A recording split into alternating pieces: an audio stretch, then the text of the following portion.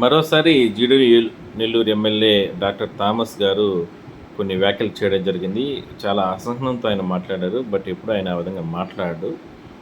మాజీ మంత్రి నారాయణ స్వామి పైన చాలా ఘాటుగా మాట్లాడడం జరిగింది. సో ఆ వ్యాఖ్యలు ఏది మీరే చూడండి. ఇది నారాయణ స్వామి మా పరిపాలన. నువ్వేదో మైక్ పెట్టుకొని రేపు లోకల్ బాడీ ఎలక్షన్ వస్తుందని చెప్పేసి ముసులు కమ్మి వదులుతున్నావు. నీ ఇంటికి వస్తే ఎస్ఎంఏ తెల్లారితేనే మాలోళ్ళు వచ్చేసినారు బా. అగ్రకులం పక్కన పెట్టుకొని ఇంత కించపరిచే తెలియజూడు నువ్వు.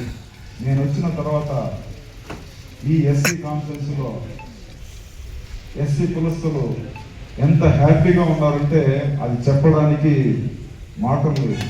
అంత హ్యాపీగా ఉన్నారు. నువ్వు ఎప్పుడైనా ఎస్సీ వాళ్ళని పక్కన పెట్టుకున్నావా? నేను ఎస్సీ అంటావు. ఎప్పుడన్నా పక్కన పెట్టుకున్నావా? వెదురుగుప్ప మండలంలో ఒక ఎంపీపీ వ్యాకెట్ వస్తే దాన్ని ఏం చేసావు నువ్వు? ఎవడో ఉండే బెంగళూరులో ఉండేవాడిని పిలిపించుకొని 1.5 కోటి సెటిల్ చేసుకొని పుత్తూరులో ఏం చేసావు? తిరుపతిలో ఒక విల్లా కొనుక్కున్నావు. ఇది నిజం కాదా? ఇది ఎవరికి తెలియదా? ఎందుకు నా నోరు నేను ఏదో సైలెంట్గా వచ్చి పరిపాలన చేసుకొని పోతున్నా? నా రోజు కలుగుతావు. గెలిగినావంటే నువ్వు నిద్రపోలేవు. హార్ట్ అటాక్ వచ్చి నైట్ చచ్చిపోతావు. నేను వద్దనుకుంటున్నా, ఏదో మనవాడు కదా చచ్చిపోయే టైంలో పీస్ఫుల్గా చచ్చిపోయి ఎందుకు హార్ట్ అటాక్ వచ్చి చనిపోవడం కదా అని చెప్పి నేను తిట్టుకున్నాను.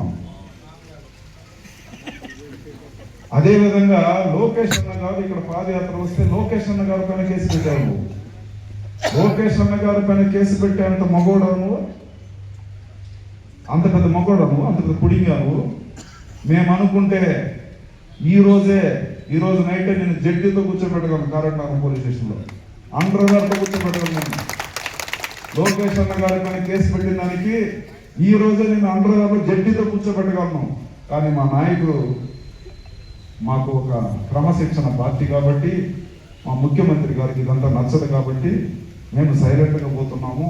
దాన్ని మేమేదో భయపడిపోయినామనో మేమేదో తగ్గినామనో అనుకుంటే పొరపాటు. నారాయణ స్వామి, నువ్వేదో మాట్లాడుతున్నావు, నోటిని అదుపులో పెట్టుకో. నీకు మంచి హాస్పిటల్ దొరకలేదు అనుకుంటా, నాదే మల్టీ స్పెషాలిటీ ఉంది, నువ్వు రా. నీకు మంచిగా 3 షాక్ ఇస్తే కరెంట్ షాక్ కరెక్ట్గా అయిపోతుంది. ఉంటే నట్టు లూజ్లోనే ఫైట్ అయిపోతుంది. ఖచ్చితంగా నీకు కరెంట్ షాక్ ఇస్తాము. ఇస్తేనే నువ్వు కరెక్ట్ అవుతావు. ఎందుకు ఊరికి